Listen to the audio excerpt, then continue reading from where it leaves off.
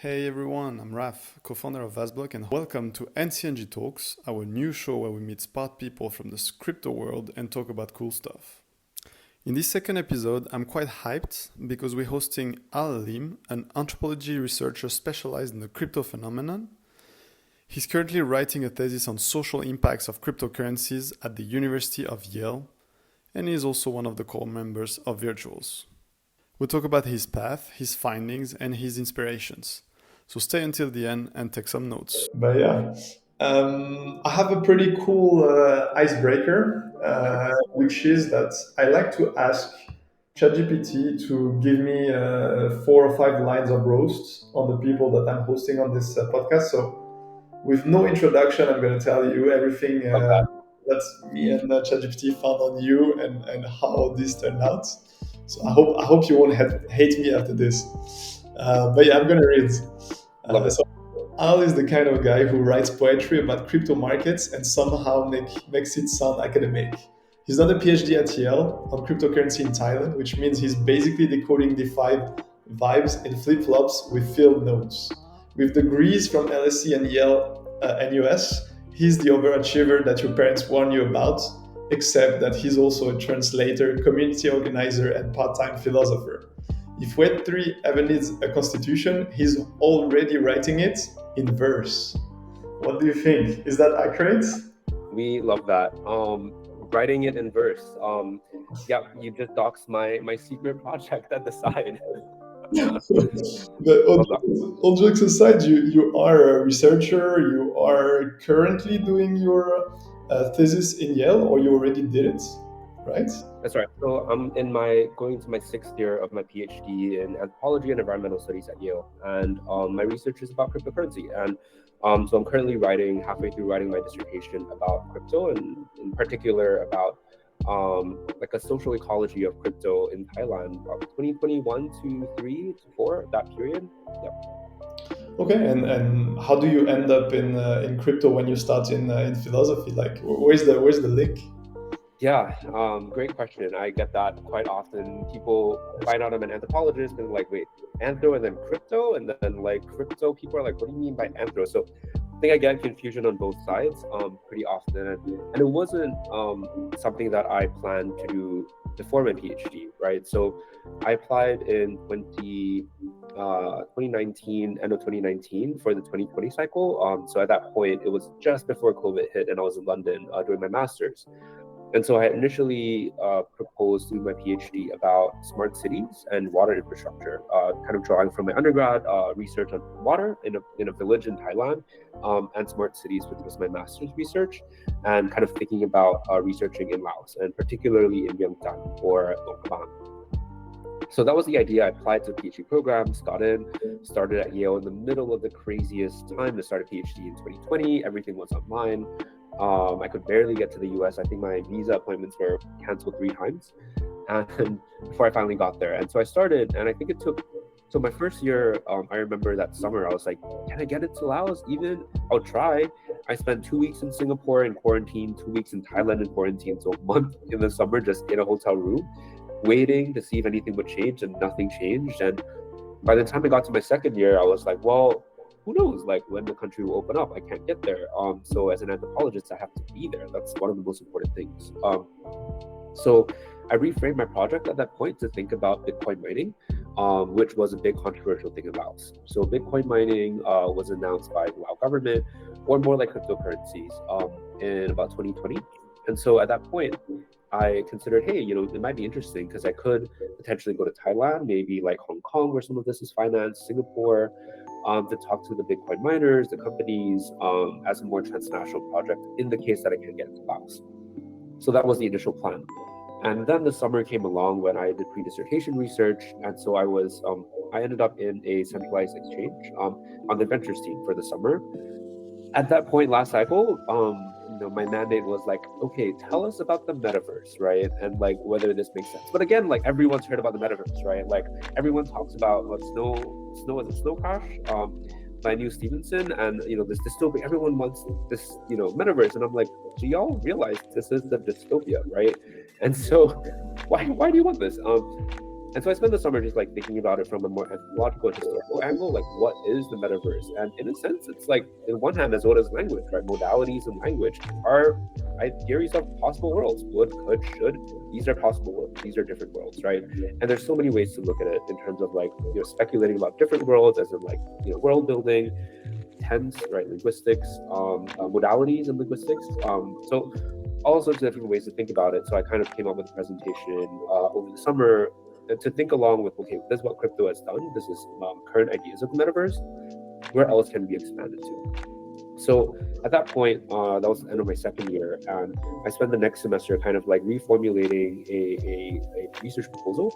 And so then I decided to focus entirely on Thailand. And so I pivoted my project to think about, okay, what's going on in Thailand in terms of crypto. And at first I was looking a lot at, traditional things in anthropology, like kinship, values, all of these things. And the moment I got back, the company went underwater. So bear market 2023, I was like, all right, what do I do? And so I just spent time just hanging out with crypto people, with degens, with NFT people, with some traders for the better part of the year, before then also like getting more like deeper and deeper and getting more involved, and my research project kind of evolving along the way to my current dissertation. So long story of like how I ended up in crypto, kind of like one step led to another, and here we are.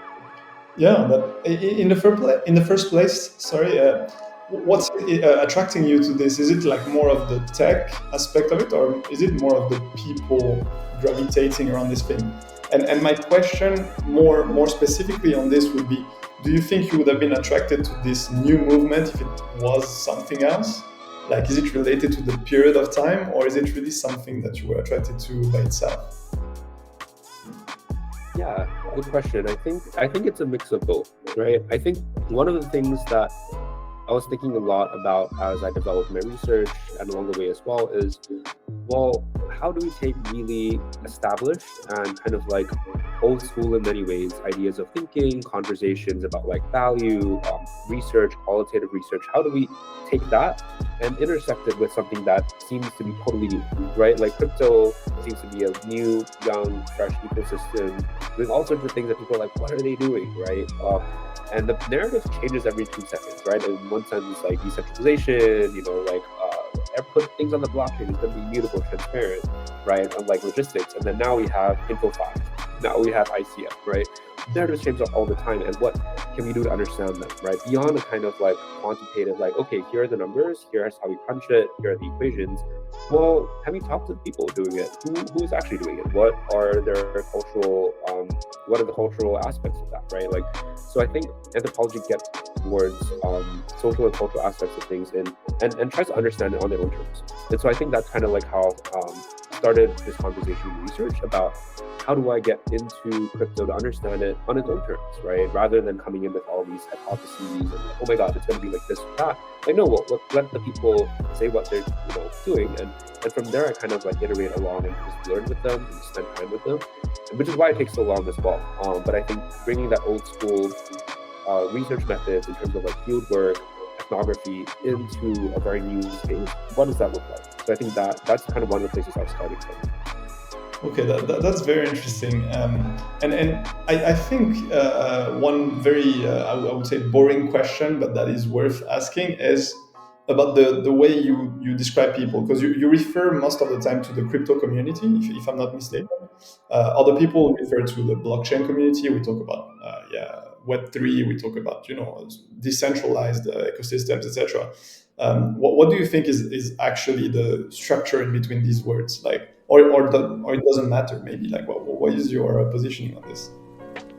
Yeah, so great question again. I mean, I get this a fair amount in different spaces, and there's a debate between them in the sense of like, okay, well, some people like to use the word blockchain to refer more to like infrastructure, right? Like audit rails, smart contracts, right? Whereas crypto is the more like potentially degen token part of it. But I think to me, I think about them as part of the same industry, and unless, so I differentiate in terms of like, is it a term of practice or is it a term of analysis, right?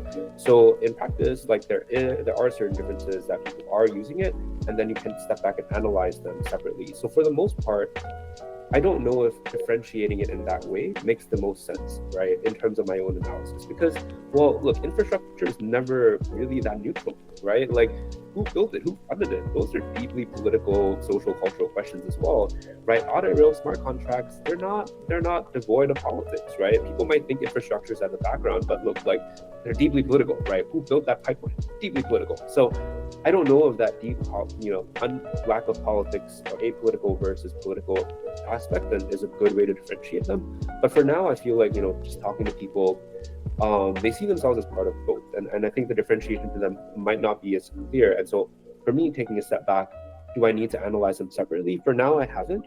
But I need to define them, again, whenever I write my research as, how I'm referring to this. And for me right now, cutting them up I haven't found a good way to do that in a way that relates to my work. So I kind of toggle between both. Yeah, that's a very good point of view, because the bigger question that maybe we don't have the answer for is, would Web3 or would blockchain exist without crypto? And the answer, like mathematically or scientifically, would be yes, like it would exist without each other. But would we actually be here talking about it if there was not this huge, financial ecosystem, etc.? But as you say, there's a political aspect to it, and this actually leads me to one of my questions that I had, which is, how does it look like when you come with a research project in an American university, and it's about crypto, and you're like, okay, I think it's worth spending time thinking of what's behind, what's bigger than this. Like, how are you welcomed when you come with your project? Yep. When I tried to pivot my project, people kind of were like, "What are you talking about?" Like, step by step, right? I did like Bitcoin mining first, and then I kind of like prepped up a little bit more. And honestly, like, even within my first year of research, I was like, do I want to do this? I almost mid-field work pivoted to research cannabis instead, because it was mid-bear market. No one really wanted to talk about crypto in like early 2023. So I was like, is this really the kind of research? And in Thailand at that point, when crypto kind of went down post, FTX, all of that, cannabis came up because it was decriminalized. And so I was looking at that when I was in Bangkok during that year. And so I gathered a bunch of, interesting interviews and ethnographic work there. But then I think, when I joined a community called ARC, I dived deeper and deeper into the crypto rabbit hole in a sense, and kept going down right until now. And so your question about like, well, how do people perceive it? I honestly think it's still radically misunderstood, right? And it has to do a lot with politics in part. A lot of the anthropological work I've read that's been coming out so far has been about like, Trump, crypto, and this is a scam. And I'm like, well, sure. Have you talked to someone who's doing it? Have you talked to someone who believes in it, right? Like, isn't that the bread and butter of anthropologists? I don't know. And so, I mean, on one hand, while, they might, have some grounding to kind of give that perspective, I feel like right now the stance towards crypto is just kind of like surface level and politicized in ways that are not empirically grounded, right? And for me, I've spent the last many years at this point spending time with people who work full-time in crypto or who have come in and out of it. And so I'm like, well, look, I've done over 100 interviews. I've just been in the space. I've been working in the space. And I'm just writing based on that, right? And trying to, instead of making what might be like a more normative argument as to like, is crypto good or bad? My project in terms of research is more like, well, how do we understand crypto critically, right? Like, well, that question of good and bad is something that isn't so clear cut. What does that look like, right? What are people's values in crypto? And how do I map that out? How do I analyze that as a critical point of view that is based on long-term research, right? As opposed to crypto good, XYZ reason, or crypto bad, crypto scam. Like, what does it mean, right? Like this person's scam may not be that person's scam, right? So that's more my approach, and I think that's more fathomable and like acceptable to academics, especially in my field. But at the same time, the current state, there's not so much that I feel is like deeply grounded, but also just takes a long time to do research in this manner. But because you mentioned that most people don't, or at least I understand it also in a way that most people don't understand what we are manipulating, what we're talking about, etc. But fundamentally, do you think that people need to understand like the tech to use it? And do you where do you think is the cursor in terms of understanding it versus using it? are they going together, or is it like completely decorrelated? So do you need to understand the tech to use it? I mean, I think a common example is like your phone or computer. Like, do you need to understand the underlying tech to be able to use that? Or I guess, with this current conversation about AI, like how much do you really need to understand to type something into ChatGPT and be like, how do I do this? But at the same time, I think my research and my point of view is more like, well, if you want to make a very clear critical statement and do good research in this, you should to some extent understand the tech to be conversant in it, or understand the people doing it like really, really well, right? And so while you might not need to be like, computer science PhD, at least talk to them, right? Talk to them, just understand what they're doing. And now there's all sorts of tools to try to translate that to a more, understandable way and approachable manner, rather than like random Greek letters that is really hard to parse. So to me, I think that's really important. Just like if you're a researcher, understanding what's going on, at least, like baseline from a tech level, to then be able to speak about it, right? Rather than just like, oh yeah, good or bad, right? I don't think that's, to me, very convincing as a researcher.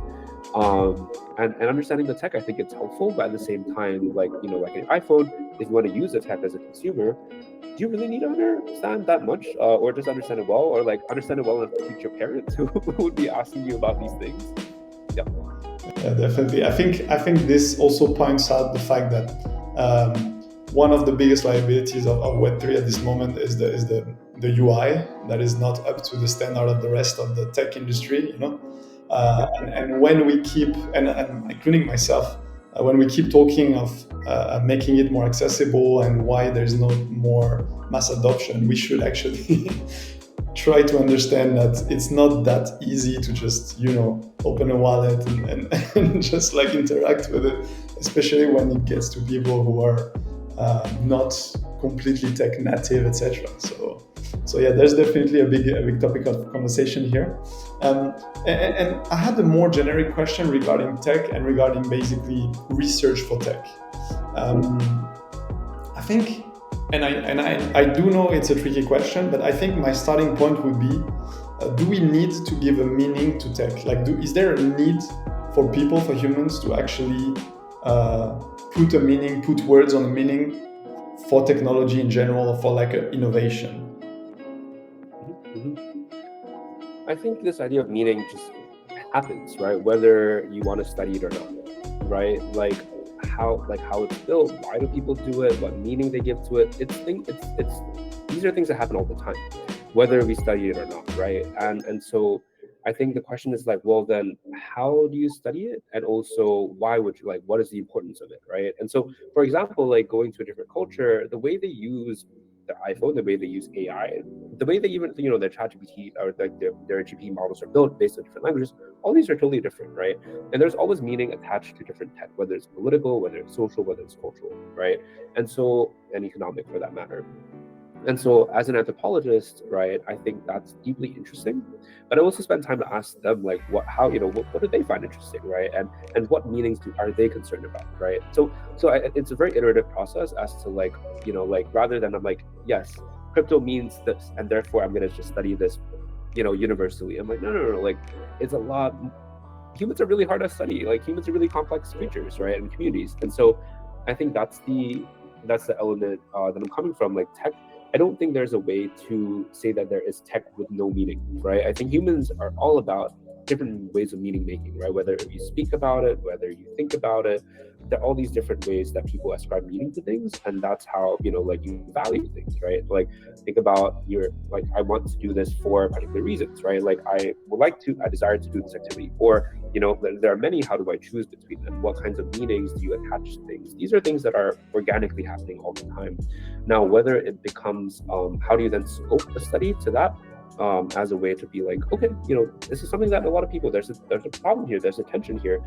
Let's try to unpack that, right? And we have long-standing kind of like literature's conversations about these things to be able to draw from, to kind of like expand those conversations. So even though tech looks new, which traditional, like in a sense, technological developments have always kind of seemed new along the way, people have been, making meaning to it, and there's always resistance as well, right? You have the Luddite movement, for example, is like no tech, like anti-tech.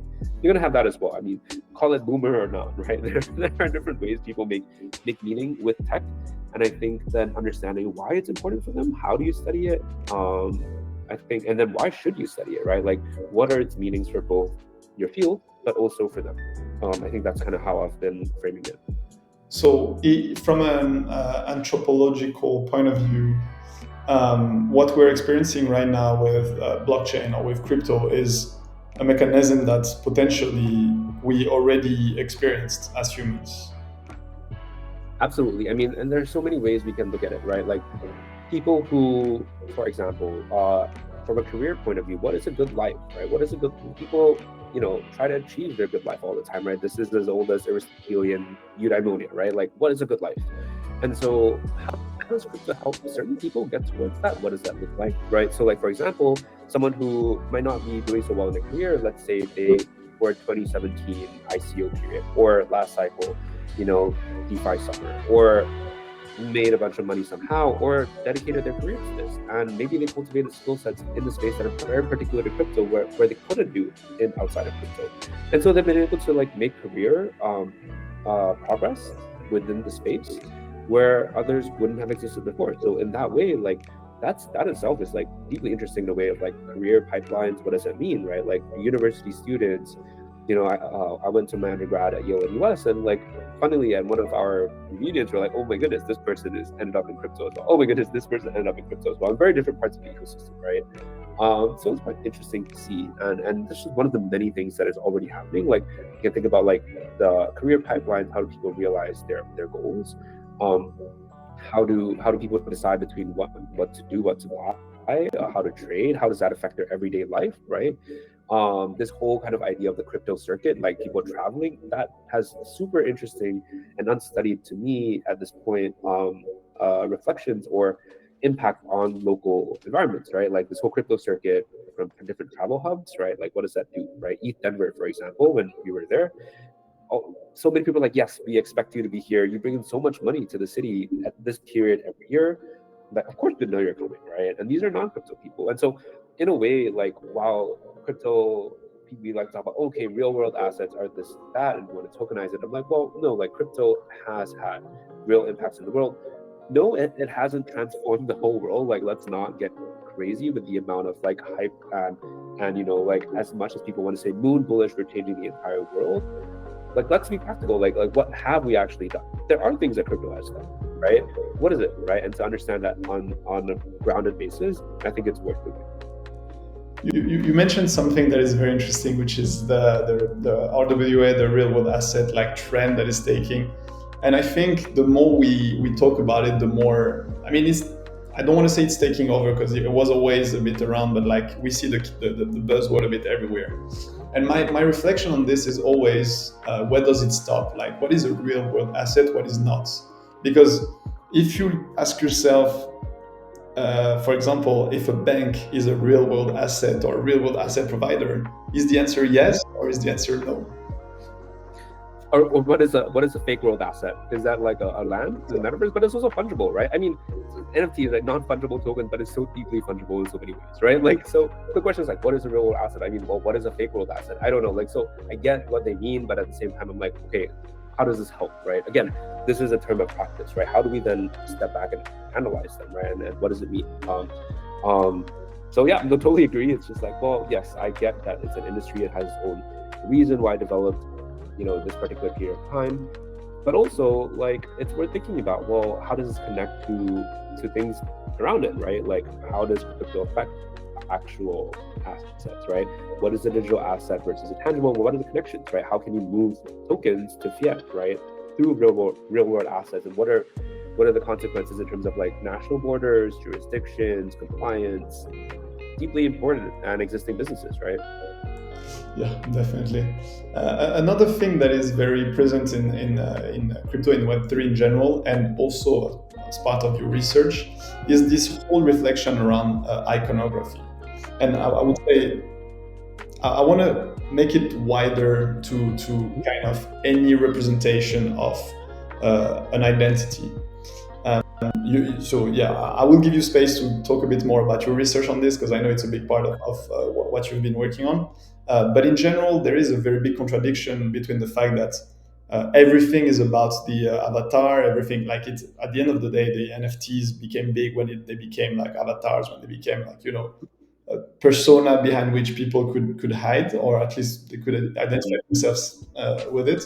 And on the other side, it's one of the big problem that we have at our level in terms of risk management is the identity is always a taboo in Web3. When you talk with a founder and you're like, oh, you should show your face because people want to know if you want them to trust you, you have to show that you're there.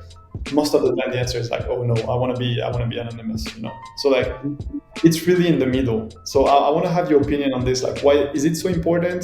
If yes, why? If not, why? And how do you analyze this whole like phenomenon around the iconography identity topic? That's a great question, and that's worth an article, I think. But I mean, in a way, another way to ask this question is, what do you do with a mask? Masks are not new.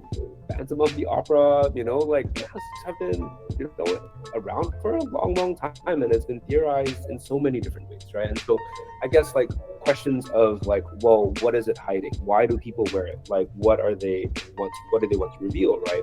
Is there what some people will call like a front stage and a backstage, right? Are there things going on behind the scenes that should or should not be revealed? Are there also ways of performance, right? Like, what do people show to everyone else, right? And in a way, like a lot of people, if you talk to people who have been around for a while, they'd be like, no, this is a sign of me being around for a long time, right?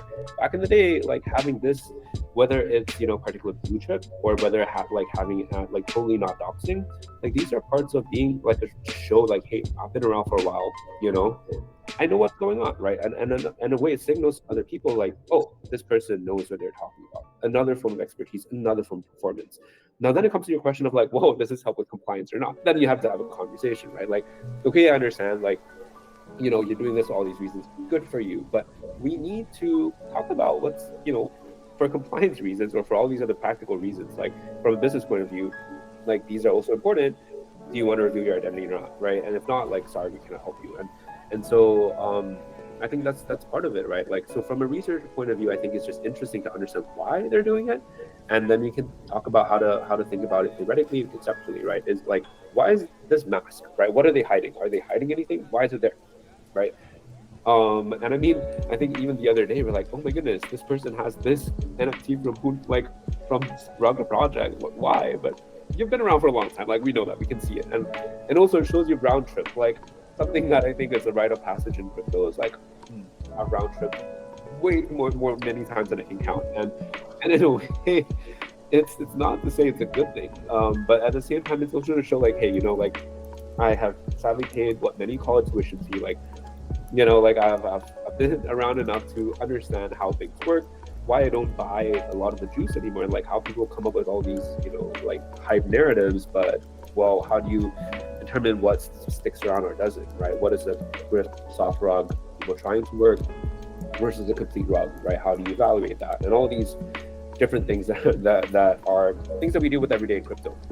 But I guess to your point, like, well, someone's identity, something is deeply important, and it's not limited to crypto, right? It's something that, for example, your avatar in a game, something that you pay for in skins in different games, like everything from like Maple Story, which is a recent conversation, to a real life mask.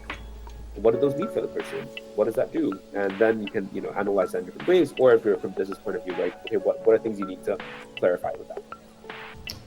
Yeah, and I think it ends with the question of identity in general, with the whole KYC and the DID thematics, which is getting bigger and bigger. And on this, if you had a wild guess, are we going to solve the problem of digital identity, or is it a lost cause already? Yeah. I mean, I guess, I don't think there's just one big problem. I think there are many problems thinking about digital identity. I mean, and it's not just a crypto thing as well, right? I think researchers have been having this conversation about, well, centralization of identity, right? And for example, if it's digital identity, what happens when the state has all your information, right? Having like state-run systems, what are the gaps? in that, right? In terms of social credit, you can think about all the different scenarios that it's a good thing or not a good thing. That's not a crypto thing per se. Now, if you decentralize it, well, sure, maybe the state's not the person that runs it, but who runs it? What happens if there's an attack, there's a hack, there's a leak? All of these different things, right? Then you want to talk about synthetic data, right? Like creating layers of data that can transact among each other without revealing certain things. But then again, the question is like, is it really that foolproof, right? Can you really hide all that information? And does it really solve the problems that it's trying to solve, right? And so I think it's a fairly complex thing in terms of like what is digital identity and issues of decentralization. And then, you know, like there's not like I think one big universal problem in terms of like this will solve, you know, XYZ. I think many people do it for different reasons, and it's worth tracking like, okay, in this context, what is it helping with? What are problems that came up that we didn't expect, right? Sometimes you try to solve something and that solution becomes like a hotbed for many other problems. So it's worth kind of just understanding, you know, what that means in its own context, and what we can do about it.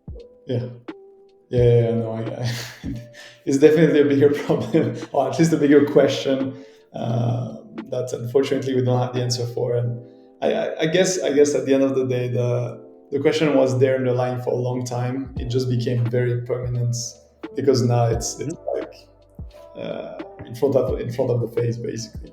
I want to talk a bit more about your research in general. I know there's a part of it that was focusing on what it means to be a builder, I believe.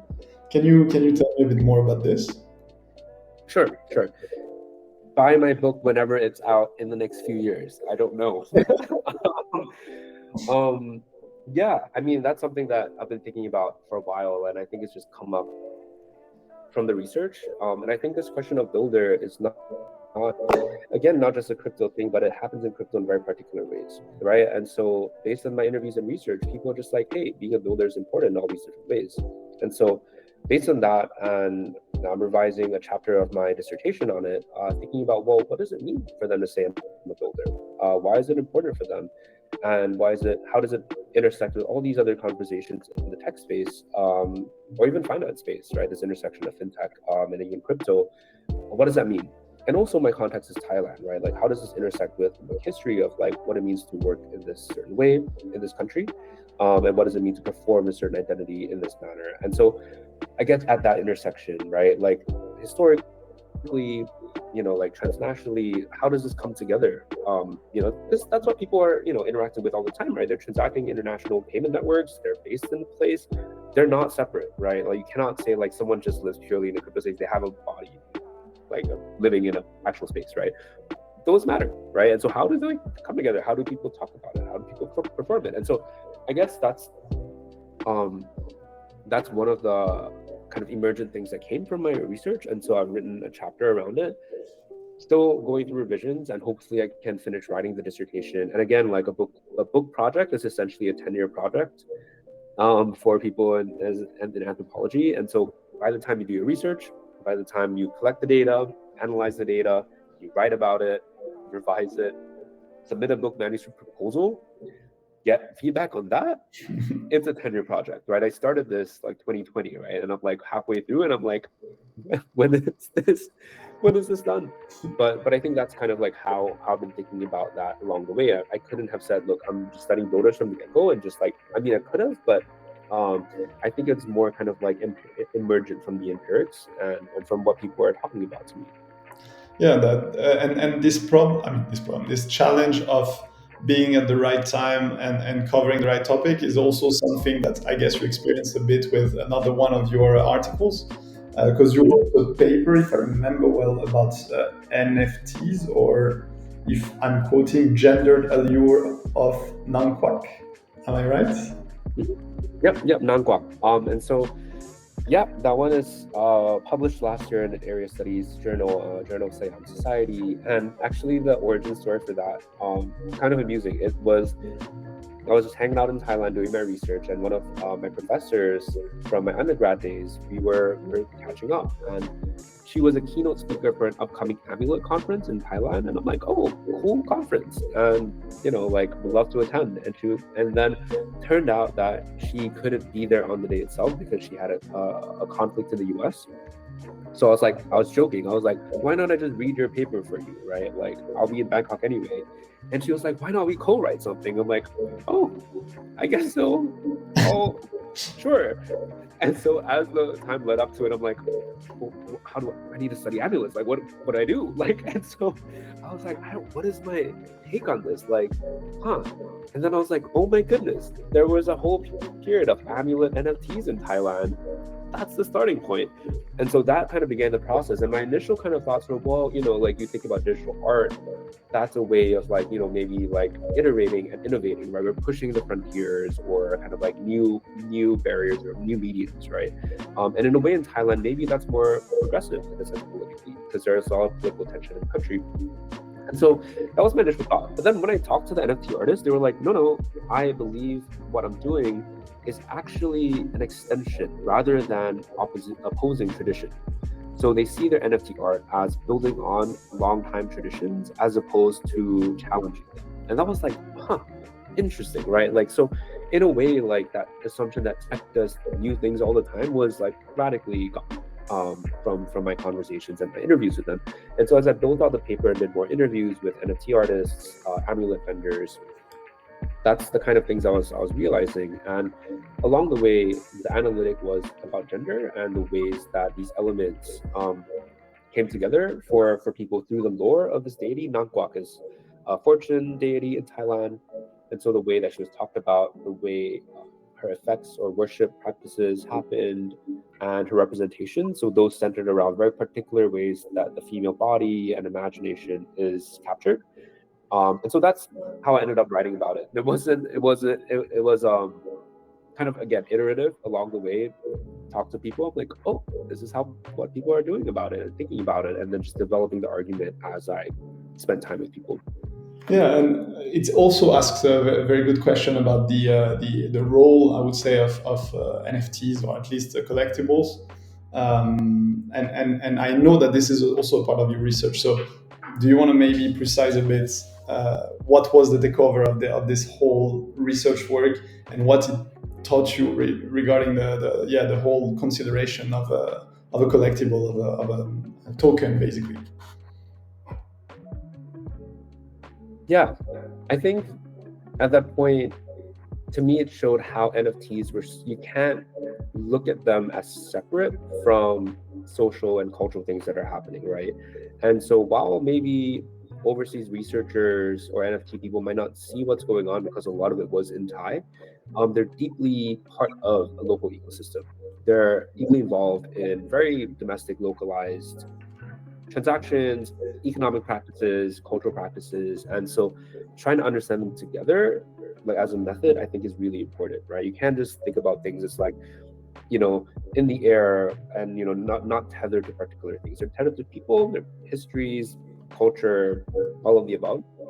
And so this is one way I kind of like scoped something out to kind of have a discussion about this deity, who's like, if you go to a lot of shops in Thailand, she's on the altar, very, very popular figure in Thailand. And so I think that's one of the takes on like, how do you study NFTs, right? How do you understand them in local domestic ways, and how do they matter to people, right? What are they talking about? What are they saying about them, and how do they intersect with things that have been there for a fair amount longer than NFTs, right? These statuettes have been around for definitely before the advent of NFTs as they are, right? And so they intersect in really interesting ways. And then what does that mean? It shows you something about gender and about power in Thailand. All good. My very next question, I think, was about more what you do with virtuals. I believe that on top of everything you do for your research, you are also a contributor for virtuals. Last time we had a conversation, that was a project in the final stages. Now you are a living company. Can you pitch me a bit? Can you give me the elevator pitch of virtuals? Sure. The Virtuals pitch is Virtuals Protocol is a society of productive AI agents generating services and products that autonomously engage in commerce with both humans and other agents, all on chain. That's a one-liner. And so, as part of the Ventures team, which is the ecosystem fund of Virtuals Protocol, we invest in projects within the AI space. And so that means agents, that means infrastructure, things that are across different sectors, from anything from like trading, as you know, many people in crypto are interested in, or like an autonomous media house, or wellness, across the space. So that's essentially, yeah, Virtuals Protocol, lots of launches, lots of AI agents. It's a launch pad. And I think we're building towards this idea of like, how do you create agents that, work together with both agents as well as humans in all these different ways, and thinking about that in terms of a society. And so the venture side is a way to fund a lot of these projects, as part of the ecosystem fund. Okay, very, very interesting. And how did you end up in this position? Is it more of a shift for you, or do you see it more as a kind of natural evolution? Good question. So I was working in ARC. I took some time off my PhD to work in ARC last year. And so it's a crypto community based in Singapore. And I was essentially the right hand of the CEO. It was started a few years ago by very famous Chinese singer JJ Lin, as well as Yet and Elroy, who are fairly well known in Singapore. And so it started off as a members only community centered on crypto. So many of the kind of like important crypto figures in Asia, especially, are in the community. And so I joined this in 2023, and since then I learned a lot, many different ways, got connected to a bunch of great people, and eventually took some time off the PhD itself to work at ARC. And so as I was heading back to the US, I also, it's a very high touch role. So I was heading off, and as part of that, one of the Virtuals Ventures leads approached me and was like, "Hey, we started this joint venture between the protocol and the VC, and we're looking for people and core contributors." And so that's kind of how I joined. And since then, I've just been talking to a lot of builders, posting weekly Twitter spaces on building AI agents, reviewing different projects, talking to a bunch of our portfolio projects, as well as like doing a lot of operational stuff. So just a whole range of things as part of the ventures team, but also just like within this kind of intersection of crypto and AI, and asking, well, why crypto and why AI, and what does this particular intersection bring? Yeah, I think that was going to be my next question. Knowing that you are a man of research, in general, how interesting would it be to apply, or at least question some of the research you've done on blockchain applied to AI? Like, is it something you're considering, or is it like off base for you? I promised my committee I would finish my dissertation soon. So that means I need to stop data collection. Like in a research process, you have like, research design, right? Fieldwork, data collection, data analysis, write up, right? And then review. I'm in the part of like writing up and reviewing. I don't have time to like collect more data, fix everything, you know what I mean?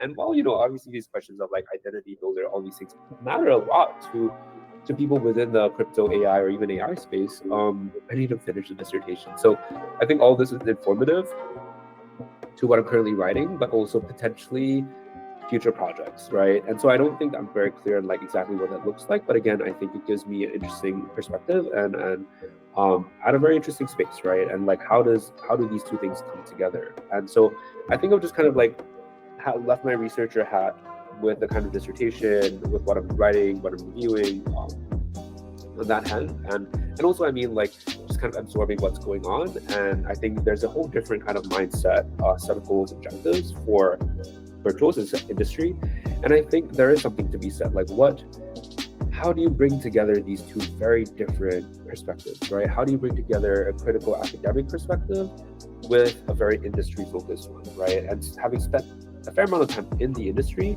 spending time with people actually working in it, what is that intersection, right? And so I think that's something I'm just exploring. I don't think there are very clear precedents as to like how people have done this before. So it's not like a clear path of like, okay, you just do this for this amount of time. These are spaces that change very dynamically. And I don't think there's a very clear playbook. But at the same time, there are tools, and I'm just trying to figure out how, with all these tools that I have, what are the best ones to use and how do I use them? And it's a constantly iterative process. So I wish I could give you a clear answer as to exactly how that's all happening. And it's very like, okay, this is how I'm going to write this and that. I don't think it's that simple. Yeah, okay. You mentioned the playbook and the fact that it's not clear, and I think that in general, in AI, it's a common point with most of what's happening is that we don't really know where it's going, and I think this is what makes it also very interesting. But considering the fact that you spend so much time with founders, and now even more, you're seeing like projects, I assume, every day, and like new things and new innovations and stuff. Do you see some common patterns in between the people within this industry? I'm talking more specifically the AI industry. Are they the usual nerds that have been basically building the future of tech, or are we more talking about a new profile, or is it like a medley of a lot of different type of people? Like, how would you kind of define the people within the industry? Yeah. So I'll give an example. So about 2 to 3 weeks ago on campus, we hosted a Yale-wide AI symposium. And I thought that was one of the most interesting things I've done this year so far, because it brought together people from such different disciplines to talk about AI, right? So over lunch, I was having lunch, in a room that we're talking about like C grads and research grads. But in like a little conversation circle, I talked to like 2 law school professors who were interested in thinking about AI as a judge, right? Like what happens when legal proceedings are kind of like, what happens when AI intersects with that?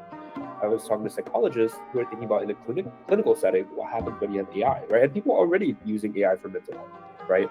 And so for me, I'm thinking about it from an industry as well as a research point of view. Like how can we think about AI in these 2 dimensions? And I think one of the bigger questions has always been like, well, what about work? How does AI change the nature of work? That's something that a lot of people have been talking about. And again, these are not new questions, but these are new directions and new manifestations of all these things. And so for me, I think it draws in people that crypto doesn't. And so if you go to like crypto events, it tends to be a lot of the similar faces that you see at other events.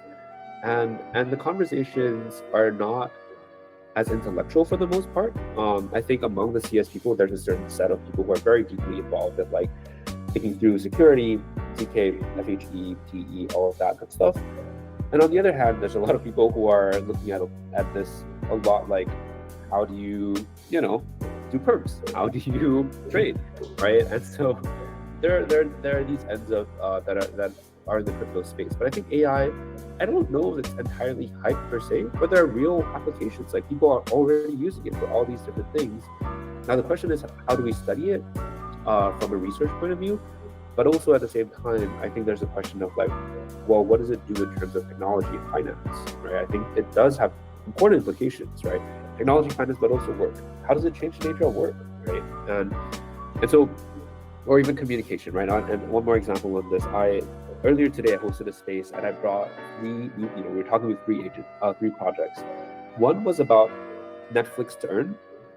Another was about Byte, so delivering food through an agent. So you're like, hey, I want something with protein, it orders something for you, right? And third was about a companion agent, right? As an entry point to a broader, like more comprehensive e-commerce experience. And so these are, have deeply important things in our daily life. Watching TV, like ordering food, eating, right? Like what happens when AI not only does that, but then the question is, well, what happens when instead of humans prompting AIs, AI prompts us? For example, like it knows we're gonna have a movie night.